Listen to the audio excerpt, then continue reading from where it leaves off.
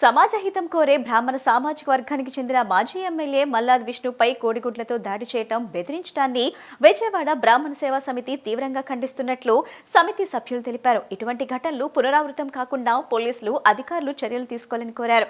దాడి చేసిన వ్యక్తులను పట్టుకుని శిక్షించాలని కోరారు. విజయవాడ బ్రాహ్మణ సేవా సమితి ఆధ్వర్యంలో నగరంలో విలేకరుల సమావేశం నిర్వహించారు. సమావేశంలో విజయవాడ బ్రాహ్మణ సేవా సమితి లంకాబాబు, గాయత్రి సొసైటీ సుబ్బారావు, ఆంధ్రప్రదేశ్ బ్రాహ్మణ సంఘం మారుతి, శ్రీనివాస్, మూర్తి, మురళి తదితరులు సమావేశంలో పాల్గొన్నారు. ఈ సందర్భంగా వారు మాట్లాడుతూ సెంట్రల్ నియోజకవర్గం మాజీ శాసనసభ్యులు మల్లాద్ విష్ణు బ్రాహ్మణ సామాజిక వర్గానికి చెందిన వ్యక్తి అని, ఆయనపైన ఇతర బ్రాహ్మణ సభ్యులపైన కోడిగుడ్లు, టొమాటోలతో దాడి చేయించి నానా దుర్భోషలాడారని అన్నారు. శాంతియుతంగా జరుగుతున్న ధర్నా వద్దకు రావడం, దాడులు చేయించి గాయపరచడాన్ని బ్రాహ్మణ సేవా సంఘం తరపున ఖండిస్తున్నామని అన్నారు. బ్రాహ్మణ జాతి నుంచి ఎమ్మెల్యేగా పోటీ చేయడానికి అవకాశం ఇవ్వని అనేక పార్టీలు ఉన్నాయని, కానీ కొన్ని పార్టీలు అవకాశాలిస్తే ఎమ్మెల్యేలుగా గెలిచి చట్టసభల్లో వెళ్లి పనిచేసి మళ్లీ క్రియాశీలక రాజకీయాల్లో పాల్గొంటున్నారని అన్నారు. ఏ రాజకీయ పదవిలో ఉన్న వ్యక్తి ఏదైనా పనిచేసేటప్పుడు 1కి 10 సార్లు ఆలోచించాలని కాదు, దాడి చేయటమే తమ నైజం, భయభ్రాంతులకు గురిచేసి రాజకీయం చేస్తామనటం తప్పు అన్నారు. యావత్ రాష్ట్ర ప్రజానీకం నిన్న వీడియోల్లో, టీవీల్లో అందరూ చూసి చాలామంది బాధకు గురయ్యారు. సెంట్రల్ నియోజకవర్గ మాజీ శాసనసభ్యులు మల్లాది విష్ణు గారు బ్రాహ్మణ సమాజానికి సంబంధించిన వ్యక్తి, సామాజిక వర్గానికి, వారిపైన అక్కడ పాల్గొన్న ఇతర బ్రాహ్మణ సోదరుల మీద కూడా విజయవాడ సెంట్రల్ శాసనసభ్యుడు, ప్రస్తుతం తెలుగుదేశం పార్టీ నుంచి బోండా ఉమామహేశ్వరరావు గారు కోడిగుడ్లతో, టమాటాలతో దాడి చేయించి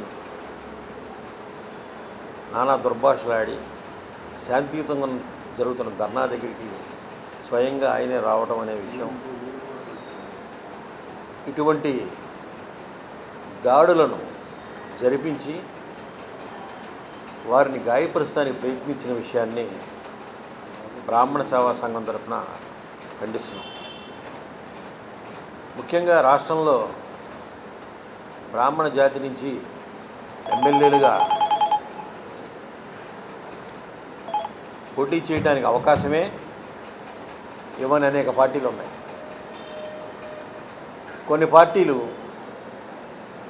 అవకాశాలు ఇస్తే పోటీ చేసిన వ్యక్తులు ఎమ్మెల్యేలుగా గెలిచి చట్టసభల్లో వెళ్ళి పనిచేసి మళ్ళీ యాక్టివ్ పాలిటిక్స్లో తిరుగుతున్న పరిస్థితులు ఉన్నాయి. ఒక సమాజ హితం కోరే ఒక సామాజిక వర్గం నుంచి వచ్చిన ఎమ్మెల్యేని,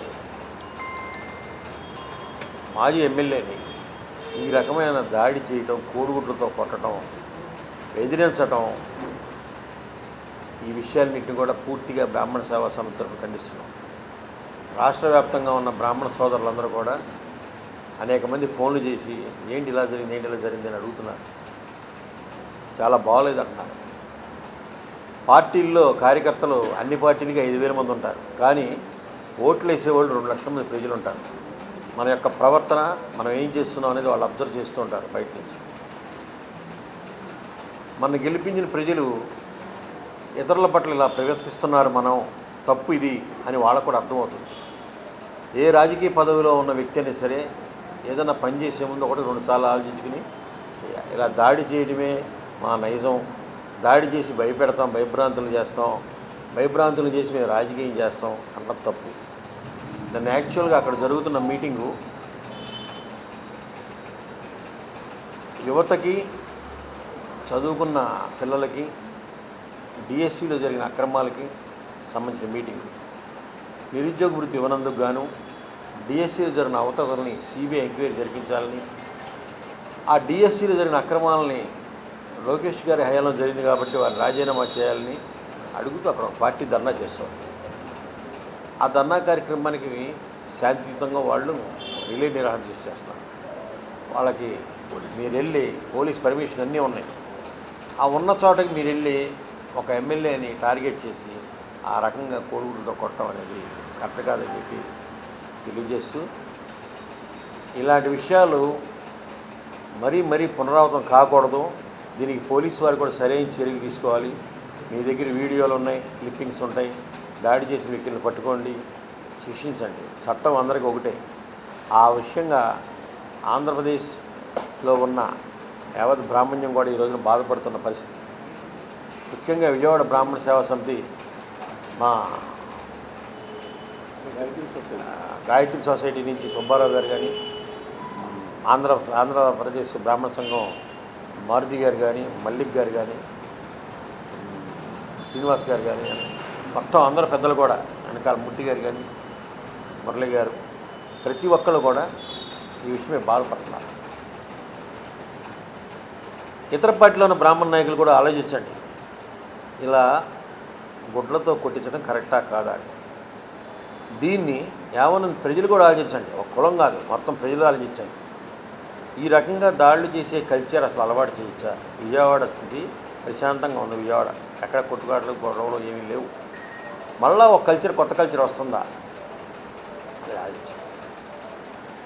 సమాజానికి ఒక దోవ చూపించే విధంగా రాజకీయ నాయకుల ప్రవర్తన ఉండాలని, సమాజంలో మంచిని పెంచాలని, ఆ పరిస్థితుల్లోనే వారు రాజకీయం చేయాలని, ఇలాంటి దాడులకి వీటికి పాల్పడే కల్చర్ని జరిగింది ఏదైనా జరిగింది ఇవాటికైనా అన్నీ మానుకోవాలని, సమాజంలో అందరి మేలు కోరే బ్రాహ్మణ వర్గాన్ని కోడిగుడ్లతో కొట్టమనే తప్పని పూర్తిగా తెలియజేస్తూ, ఆంధ్రప్రదేశ్ బ్రాహ్మణ సమైక్య విజయవాడ బ్రాహ్మణ సంఘం ఆధ్వర్యంలో నిన్న ఏదైతే జరిగిందో మాజీ శాసనసభ్యులు శాంతి కామకుడు ఆయన 2 సార్లు ఎమ్మెల్యేగా చేశాడు. ఆయన బ్రాహ్మణ కార్పొరేషన్గా కూడా చేసిన ఆయన మనిషి మీద శాంతియుతంగా అన్ని అనుమతులు తెచ్చుకొని ముత్యాలంపాడు ప్రెసిడెంట్లో శాంతియుతంగా చేస్తున్న ధర్నా మీద 100 మంది గోండాలని వేసుకొచ్చి ఏదైతే శాసనసభ్యులు ఉన్నారో ఆయన వచ్చి దుర్భాషలాడుతూ టెంట్లు చించేసేసి ఆయన్ని నానా రకాలుగా దుర్భాషలాడుతూ టమాటాలతో కొట్టించి, కోడిగుడ్లతో కొట్టించి మూత్రం పోయించడం అనేది ఇది ఆయనకొక్కడికే కాదు, బ్రాహ్మణ జాతి మీద మీరు కూడా చేస్తున్న దుశ్చర్య ఇది. ఈ దుశ్చర్యలు ఇలా ఖండించుకోకపోతే, మీరు సమాధానం చెప్పుకోలేకపోతే, రేపొద్దున ఇదే బ్రాహ్మణులను తిరగబడి రేపొద్దున తెలుగుదేశం మీద ప్రభావం బాగా చూపిస్తుంది. మీరు ఏదైతే బ్రాహ్మణులు అత్యధికంగా ఓట్లేసి మీరు గెలిపించారో వాళ్ళే తిరగబడతారు. ఇది రాష్ట్రం అంతా ఒక ఎమ్మెల్యే మీద ఉంది, ప్రభుత్వం మీద కూడా ఉంది, ప్రభుత్వం మీద కూడా బాధ్యత ఉన్నది. ఇది బ్రాహ్మణ సమాజానికి సిగ్గుచేటు. ఇది కోడిగుడ్లతో కొట్టించడం, మూత్రం ఒంటి మీద పోయడం, ఇలాగ ఆఖరికి ఈయన వ్యాన్లో ఎక్కించుకొని వెళ్ళేటప్పుడు కూడా కర్రతో కొడుతున్నారు. అది ఎంతవరకు కరెక్టు? ఆయన ఆల్రెడీ 2 సార్లు శాసనసభ్యులుగా చేశారు. అందరూ, ఆయనకు కులంతో సంబంధం లేదు. ఈ సెంట్రల్ నియోజకవర్గంలో పేద బడుగు బలహీన వర్గాలు, ఎస్సీ ఎస్టీలు, ఏ కులమైనా సరే కులరహితంగా ఎవరు పిలిచినా వాళ్ళ ఇంట్లోకి వెళ్ళి కార్యక్రమాన్ని హాజరవుతారు. ఏ కష్టం వచ్చినా ముందు ఉంటారు. రాత్రనగా పగలనగా ఏ సమస్య వచ్చినా ముందే ఉంటారు ఆయన. అలాంటి శాంతికామకుడికి అన్ని పర్మిషన్ తెచ్చుకొని, అన్ని అనుమతులు తెచ్చుకొని, అనుమతులు లేకపోతే పోలీసులు ఎలా ఒప్పుకుంటారు? ఈయన వచ్చి ధర్నా అక్కడ చేయకూడదని ఈయన లోకల్ ఎమ్మెల్యే చెప్పడం ఏంటి? ఏదన్నా ఉంటే అక్కడ లోకల్ ఎమ్మెల్యే పోలీసులు కానీ చుట్టుపక్కల అధికారులు కానీ వాళ్ళు వచ్చి తీసేస్తారు. మరి అన్ని అనుమతులు ఉంటేనే కదా చేసేది ఆయన.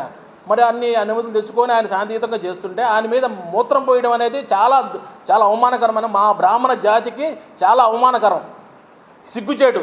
ఇప్పుడైనా అందరూ వచ్చి ఎక్కడికక్కడ ప్రెస్ మీట్లు పెట్టి బ్రాహ్మణ జాతులను ఖండించవలసిందిగా ఈ చేసిన దుశ్చర్యలని మేము కోరుతున్నాం. ఇది పునరావృతం కాకుండా చూసుకోవాల్సిన బాధ్యత లోకల్ ఎమ్మెల్యేలకు ఉంది, తర్వాత ప్రభుత్వానికి కూడా ఉంది. ఇది ప్రభుత్వానికి మాయన మచ్చ. విజయవాడ నగరంలో 2 సార్లు ఎమ్మెల్యేగా పదవీ బాధ్యతలు చేసి తనకంటూ విజయవాడ నగరంలో రాజకీయాల్లో ఒక సుస్థిరమైన స్థానాన్ని సంపాదించుకున్న ఒక సౌమ్యుడు, మృదు స్వభావి, ఎవరు పిలిస్తే వారికి అందుబాటులో ఉండి పలికే వ్యక్తి మీద నిన్న చేసిన దాడి నిజంగా కూటమి ప్రభుత్వానికి రేపు 2029లో ఆయన కన్నీరే శాపంగా మారడానికి ఎటువంటి అతిశయక్తి లేదు. ఒక ప్రజాప్రతినిధికి, ఒక మాజీ ప్రజాప్రతినిధి పర్మిషన్లు పెట్టి వాట్సాప్లో సిపి గారికి పెట్టి, ఏసీపీ గారికి పెట్టి, మేము పలానా చోట ధర్నా చేస్తున్నాం, నిరసన వ్యక్తం చేస్తున్నాం. దేనికోసం చేస్తున్నారు? నిన్న రాజకీయం కోసం చేశారా? విద్యార్థుల కోసం, నిరుద్యోగ వృత్తి కోసం, డిఎస్సి మీద దగా జరిగింది, దాన్ని ఏంటి వెతికి తీయమని చెప్పడానికి చేస్తే, అటువంటి ఒక సౌమ్యుడి మీద, బ్రాహ్మణ జాతికి సంబంధించిన వ్యక్తి మీద కోడిగుడ్లు వాడతారా? ఏంటి? ఎక్కడికి వెళ్తుంది అసలు ప్రజాస్వామ్యం? టమాటాలు వేస్తారా? ఒక పార్టీ జెండాతో ఒక మహిళా కార్యకర్త ఆయన్ని కొడతారా? ఏంటి అసలు? ఒక సీనియర్ మోస్ట్ రాజకీయ నాయకుడు విజయవాడ నగరంలో తనకంటూ ఒక చెరగని ముద్ర వేసుకున్న వ్యక్తి పైన మూత్రం పోస్తారా? తాగి వచ్చి ఇది చేస్తారా? అక్కడ ఒక మైక్ ఉందా? లేదు. లేదు. ఏమైనా స్పీకర్లు ఉన్నాయా? లేవు. ఎవరికైనా అడ్డం ఉందా? పబ్లిక్ అడ్డం ఉందా? లేదు. మరి ఏం జరిగింది? ఎందుకని? పోనీ ఆయన ఏమన్నా మాట్లాడారా? ఎవరిని తిట్టారండి? లోకేష్ని తిట్టారా? చంద్రబాబుని తిట్టారా? ఎవరిని తిట్టారు? అసలు ఎందుకు వచ్చారు? మేమేం అడుగుతున్నాం? మెగా డిఎస్సిలో దగా జరిగిందని చెప్పి దాని మీద వెరిఫికేషన్ చేయమంటే లేదు. లేదు. సిఐడి ఇచ్చేయమన్నా లేదు. సిబిఐ ఎంక్వైరీ ఏమన్నాం? లేదు. లేదు. లోకేష్ గారు చర్చకు రండి అన్నాం. లేదు. యువతకి జీవితాలు నాశనం అయిపోతున్నాయి. ఆ రాసిన డిఎస్సిలో 400 మంది విద్యార్థులు అగమ్య గోచరంలో ఉన్నారు. వాళ్ళకి న్యాయం చేయమని అడిగాం. శాంతియుతంగా నిరసన వ్యక్తం చేసాం. అది కూడా తప్ప? ఈ విజయవాడ నగరంలో ముత్యాలంపాడు, రామకృష్ణాపురం, సత్యనారాయణపురంలో బ్రాహ్మణ ప్రముఖులు, బ్రాహ్మణులు ఉండే ఏరియాలో రౌడీయిజం, అసలు రౌడీయిజాన్ని తీసుకొచ్చి జనాల్ని భయభ్రాంతులు గురి చేసి ఒక బ్రాహ్మణ వ్యక్తి మీద కోడిగుడ్లు ఇస్తారంటే ఎంతవరకు ఇది? సనాతన ధర్మం, సనాతనం అని చెప్పి బయలుదేరుతూ ఉంటారు కదా పవన్ కళ్యాణ్ గారు. మీరు ఎక్కడున్నారు? ఏం జరుగుతుంది? కేంద్రంలో బీజేపీ హిందుత్వం పార్టీ అంటారు, హిందుత్వం అంటారు, జై జై భారత్ అంటారు, జై ఇదంటారు కదండి. ఈరోజు ఏం జరుగుతుంది? ఒక మాజీ ఎమ్మెల్యేకి రక్షణ లేకపోతే సామాన్యుల పరిస్థితి అండి కూటమి ప్రభుత్వంలో. ఎవరికి తెలియదా ఏం జరుగుతుందో? ఇటువంటి దుశ్చర్యలు కరెక్ట్ అయినవి కాదని చెప్పి మేము చెప్తున్నాం. ఇప్పటికైనా సరే కూటమి ప్రభుత్వం బేషరతుగా నిన్నటి జరిగిన దాడికి బేషరతుగా క్షమాపణ చెప్పాలి. బ్రాహ్మణ జాతికి, రాష్ట్ర వ్యాప్తంగా బ్రాహ్మణ జాతికి క్షమాపణ కోరాలి. బ్రాహ్మణులకు మీరు ఇచ్చే ఇదే నా గౌరవం. పవన్ కళ్యాణ్ గారు ఎక్కడున్నారు? మీకు కనబడట్లేదా? అగ్రకులమైన బ్రాహ్మణులకి సమాజంలో వాళ్ళు ఓట్లేస్తే గెలిచి ఏదో చేస్తామని చెప్పి వాళ్ళని ఉద్ధరిస్తామని చెప్పి, సరే గుళ్ళు సంగతి వదిలేయండి, దాంట్లో అర్చకుల సంగతి వదిలేయండి, అందరి సంగతి వదిలేయండి.